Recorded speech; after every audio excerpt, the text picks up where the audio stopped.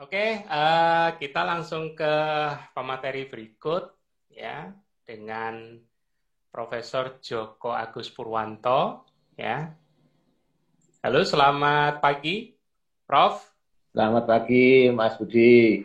Halo, Pagi, pagi Pak Joko. Apa Prof. kabar? Wes, mantap. Udah lama nggak ketemu nih sama Prof Joko nih. Terakhir kita ketemuan seminar bareng di Madura ya, Prof. Madura ya? Yang terakhir ya? Iya, terakhir kita ketemu di Ya, Madura yang Prof ikut ngisi bareng aku. itu tahun kemarin Ada kayaknya Baim ya. juga. Enggak, itu tahun kemarin kan ILCC. Enggak, kayaknya bukan kemarin deh. Kayaknya 2008. Mbak Aim tuh yang tahu, teman aku lupa. Siap. Oke, bisa langsung dimulai, Prof. Ya, Bismillahirrahmanirrahim. Assalamualaikum warahmatullahi wabarakatuh. Waalaikumsalam warahmatullahi wabarakatuh. Bisa didengar ya, jelas ya ini ya? Sip, Jelas, Prof. sip. Ya, Jelas banget. baiklah. Jadi dalam waktu 30 menit ke depan, ini jam 10 lebih 15 ya. Saya akan berusaha untuk 30 menit tepat gitu ya. Siap, thank you. Lebih nggak apa-apa kok. Kalau SMA lebih santai ini, kalau SMA. kalau lebih bayarnya ini harus tambah ini. Aduh. Bayarnya harus tambah. Bonus master. Ya. Oke, baiklah. Saya akan membahas tentang peran antioksidan teh dalam pencegahan dan membantu pengobatan dari kanker, ya, Bapak Ibu sekalian. Nah, slide pertama yang ingin saya sampaikan, jadi bahwa hidup kita ini perlu kita syukuri, kita jadikan hidup kita itu adalah hidup yang berkualitas, ya. Hidup yang bagaimana yang berkualitas, yaitu hidup yang sehat. Kalau nggak sehat, bagaimana bisa berkualitas kan gitu ya? Tidak sehat, ya, maka tidak berkualitas hidupnya, ya. Jadi yang berbahagia, ya, sehat, maka itu hidup berkualitas. Yang utamanya adalah rasa syukur. Dari rasa syukur itu kita ingin hidup sehat. Hidup sehat, banyak hal yang harus kita perhatikan di dalam kehidupan kita ini, yaitu bahwa exercise regularly. Jadi apa namanya, olahraga ya secara teratur. Kemudian tadi juga sudah oleh Bu Emma sudah disampaikan manajemen stres ya. Sekarang saya reduce stres ya. Tidak hanya di manage tapi juga di reduce, diturunkan stresnya ini.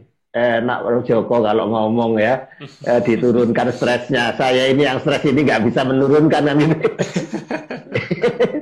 Ya pasti bisa lah kita menurunkan stres ya. Pasti bisa. Siapa yang bisa? Ya kita sendiri, bukan orang lain kan gitu ya. Betul. Kemudian makan makanan yang sehat ya. Makanan yang sehat itu apa? Banyak sekali definisinya makanan yang sehat ya gitu ya. Nanti juga akan saya jelaskan khusus untuk orang kanker, makanan sehatnya itu apa gitu ya. Orang kanker itu kan oleh dokter nggak boleh makan ini, nggak boleh makan itu ya. Nah, tetapi yang benar itu sebetulnya apa yang tidak diperbolehkan atau harus kita jaga di dalam pada orang-orang yang dengan pasien kanker gitu ya. Kemudian minum banyak air ya, minumlah air sebanyak-banyaknya. Ya, jadi air itu 90% dari tubuh kita adalah air. Oleh karena itu jangan sampai kita kekurangan air. Jadi kadang-kadang kita kelihatannya itu marah-marah, stres. Itu mungkin saja kekurangan air kan gitu ya. Nah, di dalam tubuh kita kekurangan air, makanya kita stres ya. Kalau tubuh kita tidak kekurangan air, insya Allah semuanya akan berjalan dengan baik. Ya. Nah, untuk presentasi kali ini saya ingin mengemukakan satu satu bahan alam ya yang ingin saya adalah teh. Teh ini banyak manfaatnya dan harganya sangat murah. Bukan hanya sangat ya, dua kali sangatnya ya. Ya, tetapi khasiatnya sangat banyak, manfaatnya sangat banyak. Khususnya adalah sistem imun kita. Jadi ternyata hasil penelitian yang memperoleh hadiah Nobel yang kemarin tahun 2018 sudah lama tidak mendapatkan hadiah Nobel dalam bidang fisiologis. Ini tahun 2018 kita ada hadiah Nobel untuk penemuan mekanisme dari kanker. Nanti akan saya tunjukkan ya. Apa idenya ya, apa gagasannya. Ternyata itu juga sistem imun. Jadi orang yang kanker itu, orang yang menderita kanker itu disebabkan karena sistem imunnya tidak bisa berfungsi dengan baik. Ya, jadi sekali lagi sistem imun ya. Bagaimana meningkatkan sistem imun? Sistem imun bisa ditingkatkan dengan polifenol dari teh yang kita sebut sebagai epigalokatekin galat. Ya, jadi kalau apakah Prof Joko juga meneliti teh ini? Ya, ini disertasi saya ini judulnya agak rumit ya, tapi ya sudah ya pokoknya judulnya agak rumit. Ya, apa ini maksudnya? Ya, jadi bahwa ini judulnya ini ceritanya begini. Di dalam tubuh kita itu ada suatu enzim yang tugasnya itu memperbaiki ya. Namanya enzim alkyltransferase. Nah, enzim ini adalah memperbaiki DNA yang rusak. Kalau DNA itu terus diperbaiki, maka dia akan bagus terus. Kalau bagus terus, maka tidak akan terjadi sel kanker. Jadi sel kanker itu disebabkan karena DNA-nya terjadi kerusakan. Nah, ini yang saya teliti. Jadi ini Bapak Ibu sekalian, teh itu mengandung apa yang disebut sebagai epigalokatekin galat. Ini suatu flavonoid yang ada di dalam teh, kandungan yang ada di dalam teh, yang memiliki ini sifat antioksidan yang sangat bagus, ya. Dan teh ini sudah dikenal aman, digunakan sejak tahun 2000 sebelum Masehi. Berarti kalau sekarang 2000 sesudah Masehi, berarti sudah 4000 tahun, kan gitu ya. Sudah. Nah, ini rumusnya kalau orang kimia itu, pokoknya rumusnya bagaimana sih? Ini ya. Kalau nggak tahu rumusnya, jangan ngomong khasiatnya kan begitu ya. Nah, kalau orang kimia sudah tahu, rumus macam begini, ini khasiatnya apa? Ini sudah tahu orang kimia itu ya. Jadi seperti itu. Jadi ini bagi teman-teman yang penggemar kimia, iya makanya itu gitu ya, pasti begitu. Ya. Nah, di dalam teh itu sendiri itu banyak kandungan flavonoidnya ya. Flavonoid maupun asam fenolitnya ya. Ada 10 komponen penting di dalam teh itu ya. Tetapi di dalam 10 komponen ini 8 diantaranya memiliki sifat anti kanker. Jadi yang tidak memiliki sifat anti kanker hanya ini, hanya 2 ini, katekin dan epikatekin ini tidak memiliki sifat anti kanker. Semuanya yang 8 itu memiliki sifat anti kanker. Nah, yang paling tinggi sifat anti kankernya adalah epigalokatekin galat. Maka epigalokatekin galat atau EGCG ini sangat penting ya. Jadi EGCG itu suatu senyawa yang luar biasa. Sifat antioksidannya juga luar biasa ya. Kalau vitamin C sudah kita kenal punya sifat antioksidan yang tinggi. Vitamin E sudah punya sifat antioksidan yang sangat tinggi, lebih tinggi daripada vitamin C. Nah, EGCG ini 100 kalinya vitamin C. Atau kalau dibandingkan dengan vitamin E, 25 kali vitamin E. Jadi luar biasa sifat antioksidannya. Inilah sifat antioksidan inilah yang membuat EGCG ini bisa menahan, mengeblok penyakit-penyakit untuk penyakit-penyakit yang bersifat degeneratif. Penyakit degeneratif itu apa? Penyakit yang disebabkan karena penuaan. Loh, kenapa penuaan kok mesti sakit? Lah, karena adanya radikal-radikal bebas yang akan menyerang. Jadi kita itu, badan kita rusak itu karena adanya radikal bebas. Loh, kalau nggak ada radikal bebas, ya kita akan sehat terus, seger terus ya, gitu ya. Jadi EGCG ini fungsinya adalah ngeblok radikal bebas karena sifat antioksidannya sangat-sangat tinggi. Nah, berbagai jenis teh, ya, ini saya perkenalkan ada teh putih, teh hijau, teh hitam, kemudian ada oolong tea. Ya. di antara macam-macam teh itu, maka yang paling tinggi kandungan EGCG-nya adalah teh hijau. Maka Mediti ini, produk Mediti itu diambil dari teh hijau, jadi diekstrak dari teh hijau. Kenapa teh hijau kok paling tinggi? Karena teh hijau itu tidak mengalami fermentasi. Kalau teh hitam, ini teh tetapi dia mengalami fermentasi. Oolong tea mengalami fermentasi, ya. Kalau white tea, teh putih, dia tidak mengalami fermentasi, tapi memang kandungannya kecil. Nah itu, makanya tidak dianjurkan. Yang dianjurkan adalah teh hijau. Ya, jadi teh ini ada orang yang mengatakan bahwa teh itu merusak ginjal. Bener kan gitu ya. Jadi kita itu harus kritis ya.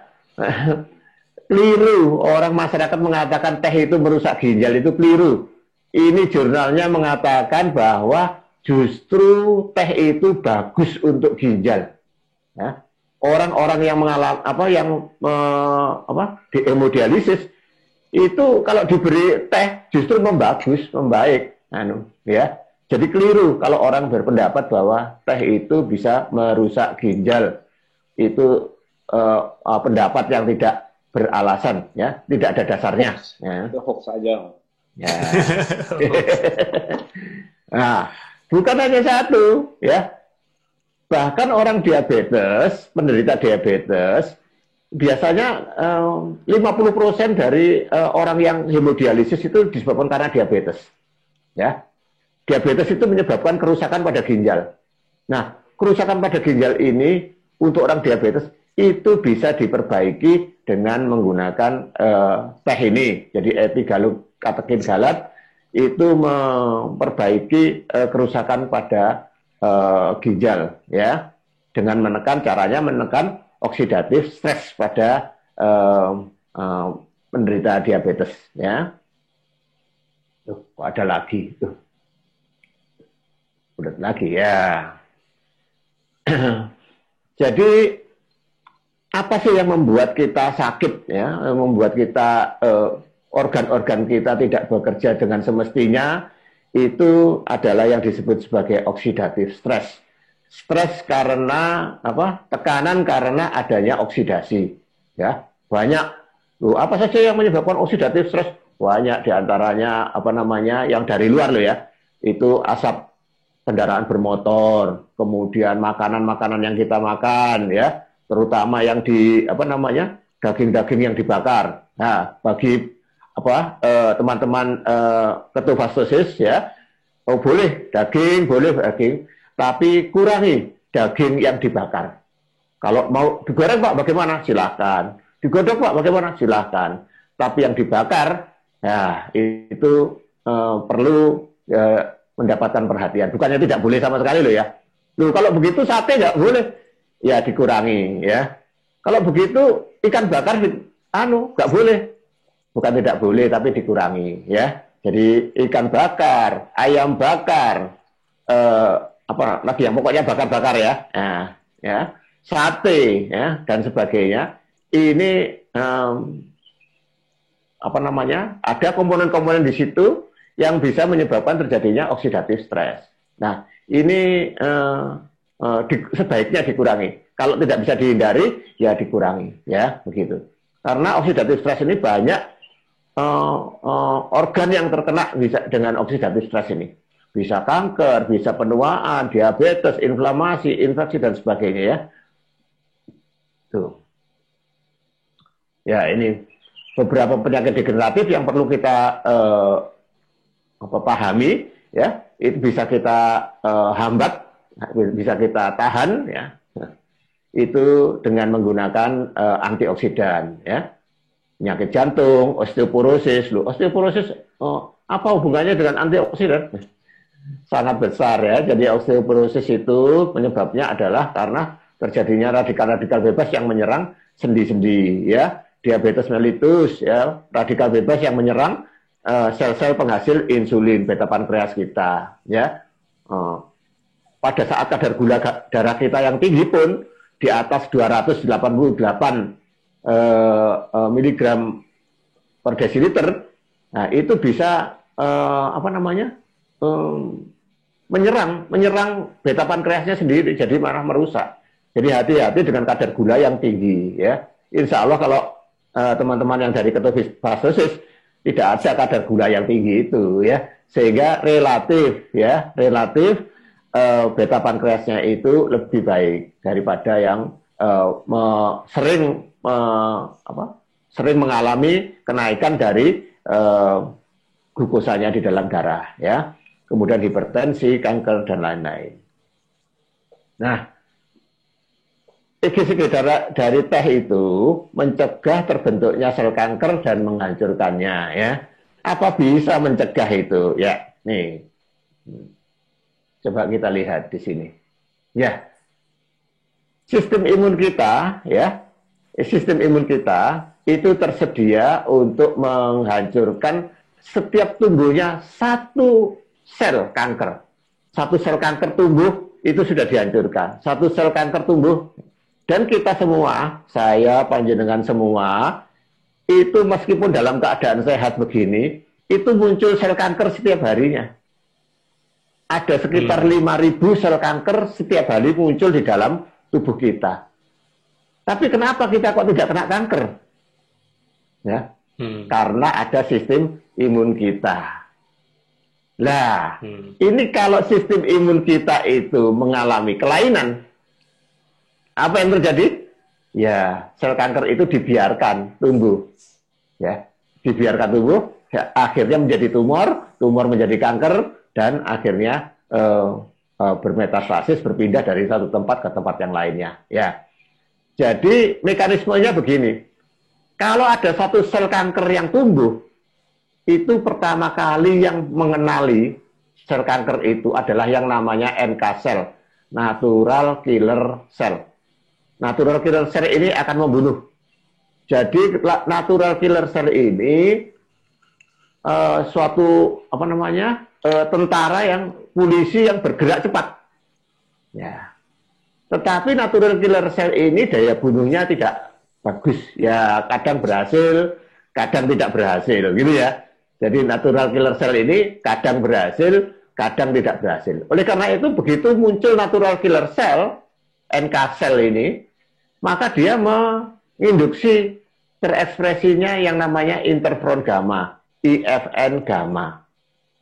Nah, IFN gamma ini nanti yang akan mengaktifkan kelenjar getah bening, ya, untuk menghasilkan suatu sel, ya, untuk menghasilkan satu sel yang namanya sel CD4 dan CD8, ya. Wah, sel CD8 ini pasukan elit, ya, pasukan elit. Kalau dia dilepaskan CD8 itu sudah tidak ada kanker yang bisa apa namanya berkembang, sudah tidak ada. Jadi sel CD8 ini daya bunuhnya luar biasa untuk sel kanker, ya. Begitu sudah dikenali oleh NK cell, begitu datang sel CD8 diambil alih dan langsung dihancurkan, ya. Loh Pak, kenapa kok sel CD8 itu kok nggak langsung begitu ada sel kanker muncul dihancurkan? Tidak, yang bergerak cepat itu adalah NK cell, ya. Tapi NK cell itu daya bunuhnya kurang bagus. Nah, maka NK cell minta bantuan sel CD8. Nah, sel CD8 inilah yang daya bunuhnya luar biasa terhadap sel kanker, ya. Jadi kalau sel CD8 ini meningkat, maka tidak ada sel kanker yang luput dari serangan CD8, ya. Tuh, jadi. Nah, ini ada dua orang yang pada tahun 2018 kemarin mendapatkan hadiah Nobel. Namanya adalah Tasuku Honjo dari Kyoto University, ya, dan James Ellison dari University of Texas, ya. Dua orang ini menemukan hal yang sama, yaitu bahwa sistem imun inilah yang menyebabkan terjadinya kanker. Kalau sistem imun itu baik, maka selamanya sel kanker itu tidak akan bisa tumbuh. Nah, tapi kalau jelek, sistem imun ini jelek, nah ini akan mudah munculnya sel kanker ya. Sama dengan penelitian saya, disertasi saya. Jadi di dalam tubuh kita itu ada sistem yang memperbaiki. Kalau sistem itu jelek, nah ini tumbuhlah sel kanker di dalam tubuh kita. Tapi kalau sistem itu baik, selamanya tidak akan tumbuh sel kanker. Ya, karena ada orang, merokok itu bisa menyebabkan kanker loh. Lah itu merokok kok nggak kena kanker? Nah, pertanyaan ya. Mungkin karena dia sistem imunnya bagus sehingga tidak terkena kanker. Tapi sewaktu sistem imunnya turun, begitu turun, nah maka sel kanker itu akan muncul. Jadi katanya begini, ini katanya itu tadi loh ya, Gunjo dan Ellison tadi ya. Jadi sistem imun itu akan menyerang sel kanker ya. Jadi apa namanya yang sebelah kiri, gambar sebelah kiri itu sistem imun akan menyerang. Nah, tetapi kalau sistem imun kita itu jelek, kualitasnya jelek, maka dia hanya mengitari saja, ya, nggak bunuh-bunuh, ya. Kenapa? Dia malah bersahabat dengan sel kanker ini. Lah inilah yang menyebabkan sel kanker tumbuh, ya. Jadi yang sebelah kanan inilah yang menyebabkan sel kanker tumbuh. Karena sistem imunnya mengalami suatu kerusakan di dalamnya. Bukan jumlahnya. Bukan jumlahnya, tapi kualitasnya. Ya. Sel imun ini kualitasnya kurang bagus. Jumlahnya banyak mungkin. Nah, ada obat-obat yang meningkatkan sistem imun, ya. Jumlahnya banyak, tapi kalau kualitasnya jelek, bisa kan? Jumlah banyak, kualitas jelek bisa terjadi. Nah, jumlah sedikit, kualitas bagus. Yang bagus adalah jumlah banyak, kualitasnya baik. Nah, itu yang kita harapkan. Ya. Inilah yang terjadi, yang sebelah kanan inilah yang terjadi kalau sistem imun kita kurang bagus kualitasnya. Ya, inceng-incengan saja dengan sel kanker itu ya. Ya, inceng-incengan saja ya. Nggak ada yang nggak berani nyerang ya. Nggak berani nyerang ya. Ya, dikatakan oleh Ellison dan Honjo bahwa sebetulnya sistem imun kita itu sedang mengalami seperti mobil itu direm. Ini ada remnya, yang satu rem tangan, yang satu rem kaki itu ya. Ya, ada remnya ya, yang namanya PD-1 dan CTLA-4 ya. Ya, direm. Kalau itu bisa kita beri antinya ya, maka rem itu akan dilepas. Nah, begitu rem dilepas, maka sistem imun langsung nubruk kepada sel kanker. Gitu ceritanya, Ibu sekalian. Ini begini aja sudah dapat hadiah Nobel ini. Ya. Dan dua orang yang tidak pernah telepon-teleponan, ini mendapatkan yang sama, ya. Mendapatkan teori yang sama. Walaupun ini sisinya berbeda. Yang satu dia mengatakan PD-1, yang satu mengatakan CTLA-4. Ya, dua-duanya benar. Ya, keduanya ini pada sel T sitotoksik yang akan menyerang sel kanker. Jadi kuncinya bahwa sistem imun kita harus bagus kualitasnya, bukan jumlahnya loh ya. Jumlahnya banyak tapi kualitasnya kurang bagus, ya maka kurang juga. Nah, apakah bisa teh hijau itu aktivitasnya meningkatkan aktivitasnya? Bisa. Jadi insya Allah ini penelitian saya termasuk ya. Kalau saya sekarang ini sudah di tengah atau bahkan di belakang, mestinya saya ini di belakang ya, sudah di belakang gitu. Karena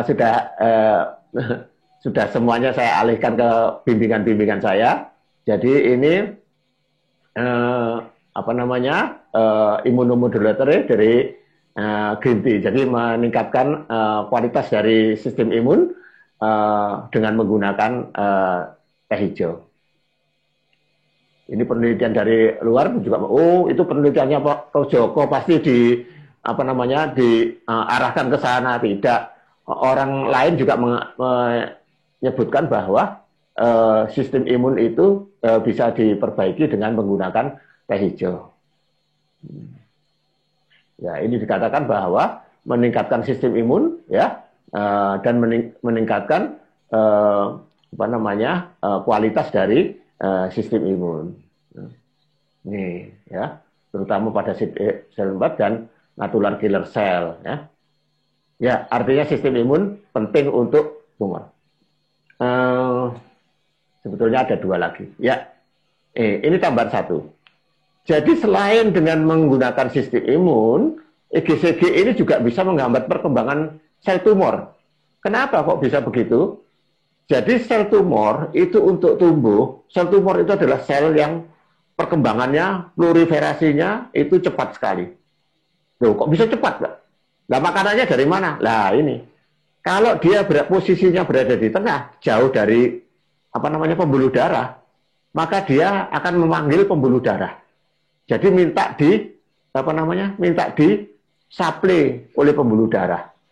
Caranya minta bagaimana tumor itu? Maka dia mengeluarkan suatu sitokain yang namanya VEGF, ya.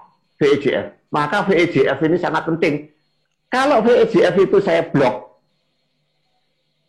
maka logikanya tidak akan ada pembuluh darah yang ke tumor tersebut.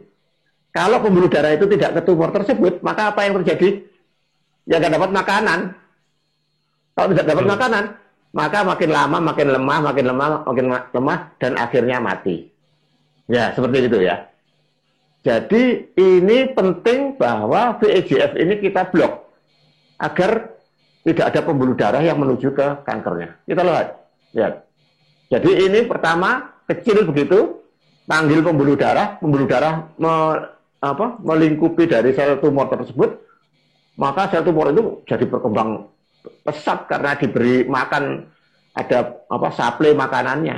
Nah, kalau itu kita blok, maka sel tumor tidak akan berkembang. Makanya sel-sel tumor, sel-sel kanker itu adalah sel-sel yang mudah berdarah. Gampang sekali berdarah. Kenapa kok gampang sekali berdarah? Karena banyak pembuluh darahnya itu. Nah, ini kita blok. Caranya ngeblok VEGF-nya ini biar pembuluh darah nggak ke situ, ya. Nah, ini riset-risetnya ya, bahwa di vaskular itu disebutkan orang-orang ahli pembuluh darah mengatakan bahwa EGCG dari teh itu bisa menghambat ngeblok VEGF. Sehingga, nah ini contohnya gambarnya, ini bahwa EGCG ngeblok VEGF, ya, sehingga tidak dapat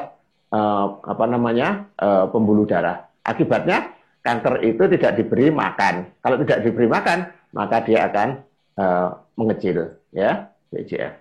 Oke. Banyak sekali risetnya ini ya, banyak sekali. Tidak hanya satu. Ini menunjukkan bahwa para ahli itu sudah sepakat bahwa EGCG dari teh itu menghambat VEGF. Ya, ini angiogenesis ya. Namanya adalah angiogenesis. Ya, VEGF lagi. Memang sengaja saya beri banyak. Nah, bagaimana kalau kanker itu sudah menyebar atau yang kita katakan metastasis ya? Nah, EGCG dari Mediti ini juga bisa membantu menyembuhkan kanker yang sudah metastasis, pindah dari dari payudara ke otak, dari payudara ke macam-macam ya. Jadi bisa pindah dari satu tempat ke tempat yang lain. Kita tinjau sebetulnya apa yang menyebabkan kanker itu bisa pindah. Apa punya kaki? Kalau punya kaki ya maka kakinya yang kita potong kan gitu ya. Nah ya, coba kita lihat. Ini mekanismenya. Jadi kanker itu mendekati pembuluh darah. Kalau sudah dekat pembuluh darah, maka dia mengeluarkan suatu enzim untuk melubangi pembuluh darah ini. Enzim ini namanya adalah MMP9. Kalau sudah dia dari pembuluh darah ini, maka dia bisa pindah ke tempat yang lain, ya. Nah, inilah mekanisme dari metastasis atau berpindahnya sel kanker dari satu tempat ke tempat yang lain. Maka kalau sel kanker itu sudah pindah, kita katakan bahwa sel kanker ini kanker ganas. Ya.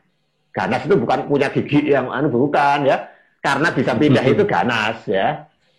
Ya. Misalnya, harimau ganas karena giginya tajam ya toh. Nah, kankernya ganas ya. Kanker ganas itu artinya dia bisa pindah ke tempat lain. Nah, ini membahayakan kalau pindah ke tempat lain ini, ya.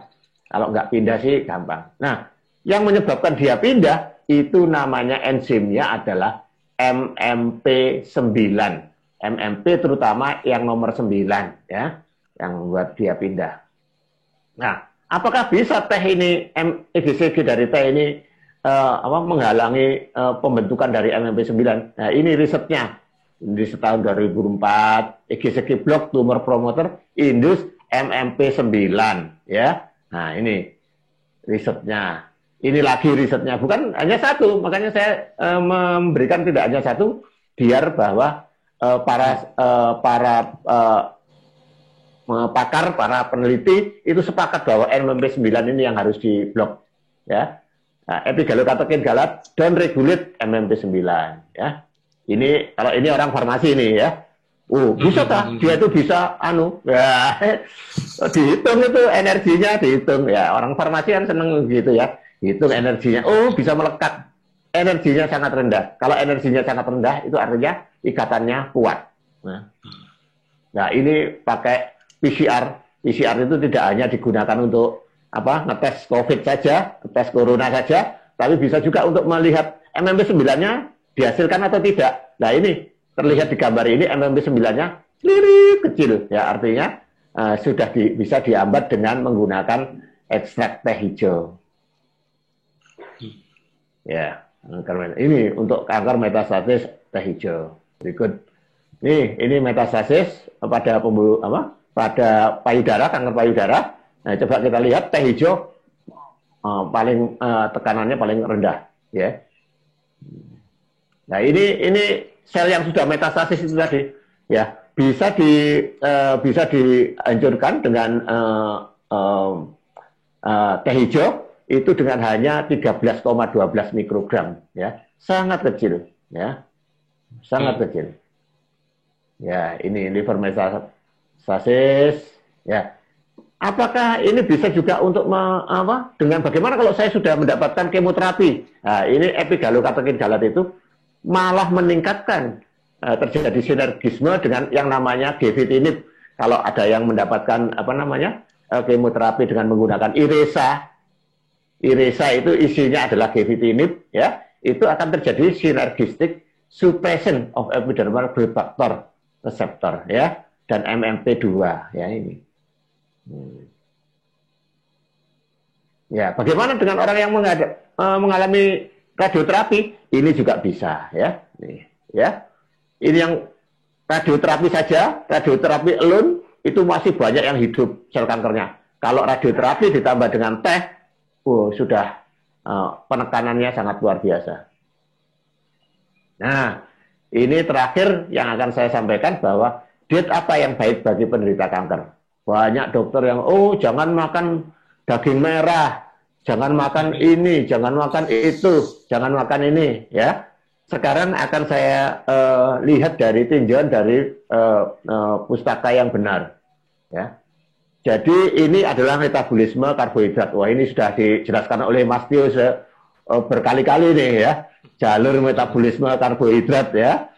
Jadi mulai semua akan jadi glukose. Apapun nanti ada fruktose, akan jadi glukose. Glukose ini digunakan untuk energi, ya. Bisa juga kalau kelebihan maka disimpan.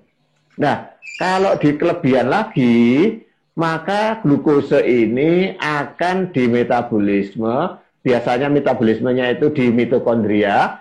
Glukose ini akan dimetabolisme, tapi di luar mitokondria. Wah, ini bahaya ini. Jadi masak glukose di luar mitokondria, ya, melalui jalur yang namanya pentose fosfat 4W atau P3.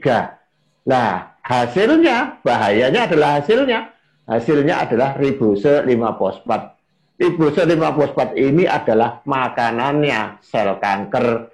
Jadi untuk orang orang yang terkena kanker justru harus ikut ketofastosis.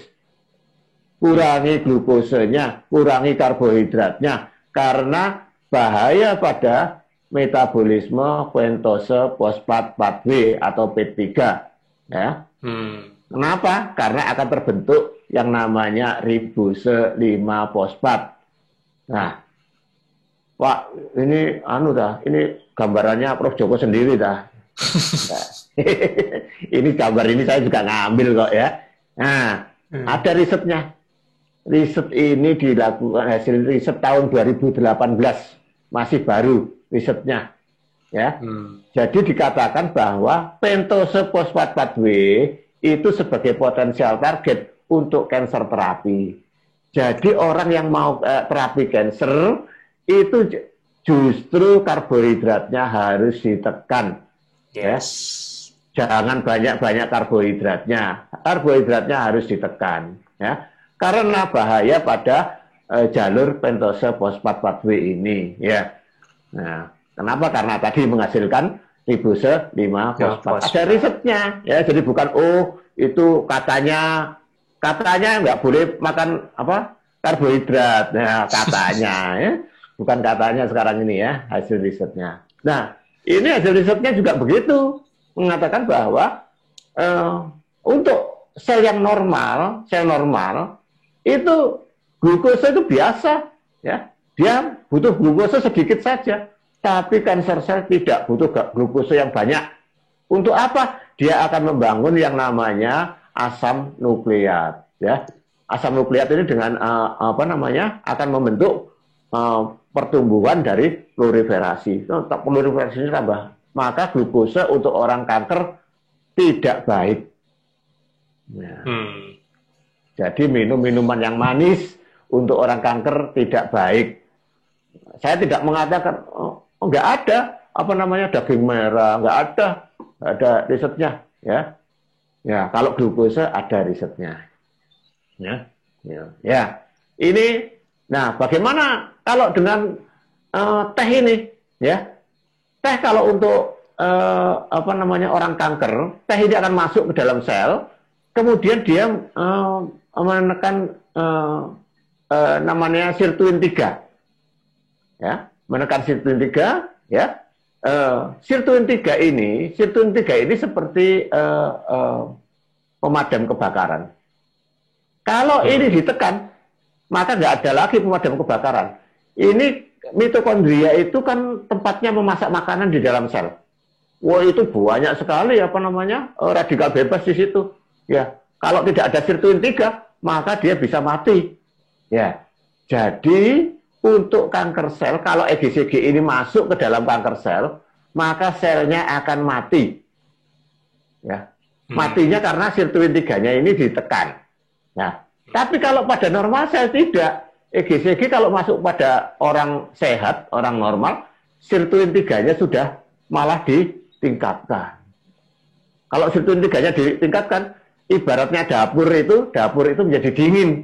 Kalau sirtuin 3-nya ditingkatkan, maka tidak ada kerusakan pada mitokondria, orangnya umur panjang, awet muda, ya.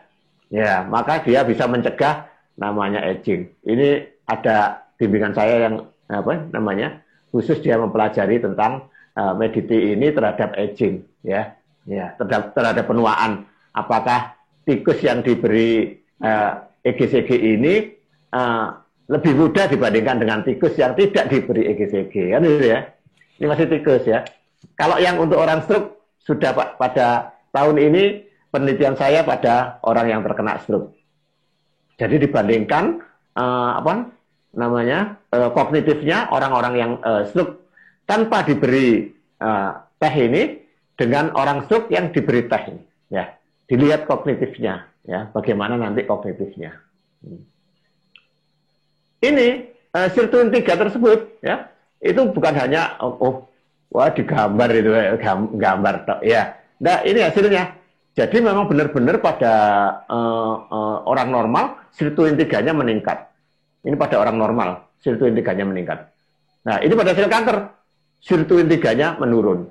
Nah, kalau sirtuin 3-nya menurun, maka selnya bisa mati, ya. Ini sirtuin 3 pada oral squamous cell carcinoma.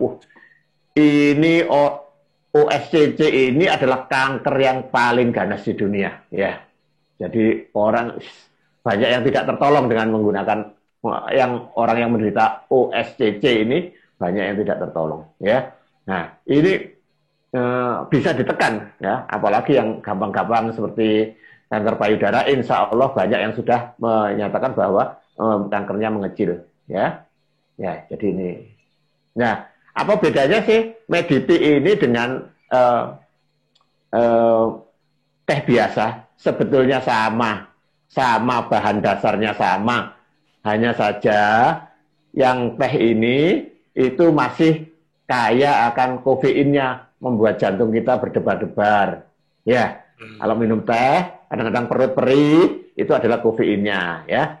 Tapi rendah EGCG. Tapi kalau Mediti ini sudah dihilangi kofeinnya. Karena kofeinnya dihilangi, maka kadar EGCG-nya naik, kan begitu ya. Jadi kalau bahan itu kalau dikurangi begitu kan yang satunya naik pasti ya. Nah, seperti itu. Jadi sederhana saja. Ini banyak orang, temuannya hebat, ini tidak hebat, biasa saja ya. Jadi kalau kofeinnya kita ambil, maka EGCG-nya pastilah naik. Teman-teman di farmasi juga bagaimana itu meningkatkan EGCG-nya? Saya santai saja itu ya. Ya, saya jawab santai saja ya. Kalau dihilangi satunya kan satunya pasti naik kan itu ya. Mikirnya sederhana ya. Nggak usah yang ruwet-ruwet. Lah, ini Mediti ini dipromosikan oleh Pak Rektor. Nggak ada yang obat yang dipromosikan oleh Pak Rektor dan Pak Menteri nggak ada ya. Hanya Mediti. Kenapa? Ya ini produk inovasi dari Universitas Erlangga. Ini Pak Menteri yang dulu ya, bukan Pak Menteri yang sekarang ya. Pak Menteri yang dulu mempromosikan Mediti ini ya, karena ini produk dari Universitas Erlangga. Itu saya kira Bapak Ibu sekalian, mudah-mudahan pemaparan yang singkat ini bisa bermanfaat bagi kita semua. Terima kasih. Wassalamualaikum warahmatullahi wabarakatuh. Oke, terima kasih Prof. Aduh, kelebihan ini ya. Kelebihan 16. Kelebihan dikit enggak apa-apa. Makanya dikasih bonus masker nanti. Dikasih bonus masker.